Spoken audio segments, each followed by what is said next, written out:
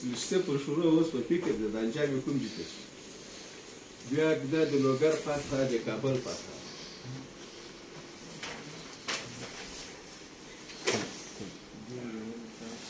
مولوي صاحب راساله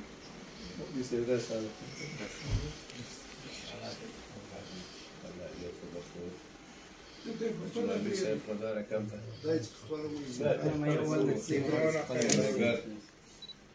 الله فاتحه د فاتحه چې لوګر نوې کابل کې مطلق وخت اخیسته د لوګر مجاهدین د دې رهبري او زه په دغه خوشاله یم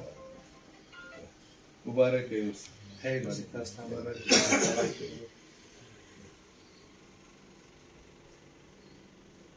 مولوي صاحب هغه موټر کې یو ځای ولاړ